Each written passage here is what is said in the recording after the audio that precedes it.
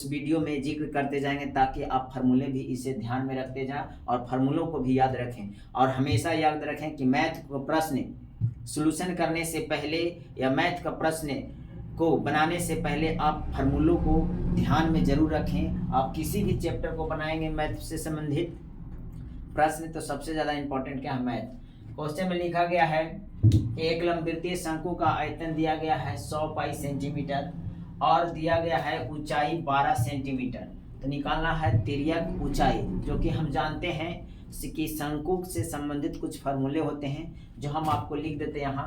पहला है शंकु का आयतन, शंकु का आयतन जो कि फार्मूला आता है 1/3 पाई आर स्क्वायर इंटू एच।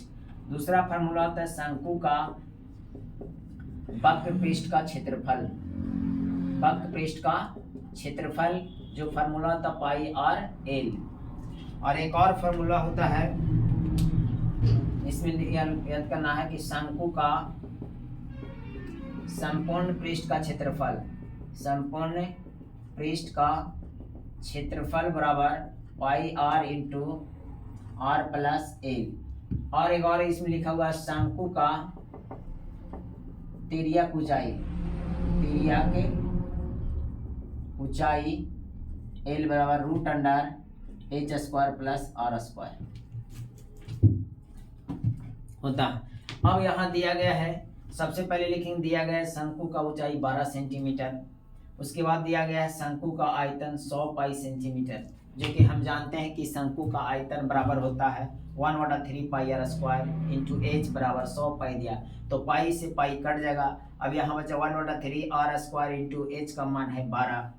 अब 3 से काटेंगे तो 12 कटेगा, 4 मारते हैं, यहाँ से लेके 4r स्क्वायर बराबर 100 और 4 से काटेंगे तो यहाँ 25 सेंटीमीटर। इस तरह से r स्क्वायर बराबर 25 सेंटीमीटर, तब यहाँ से r का मान निकालेंगे तो रूट आएगा 25, तो यहाँ से r का मान आ गया हमें 5 सेंटीमीटर। इस तरह से हम r का मान प्राप्त किए, दिया गया था h का मान।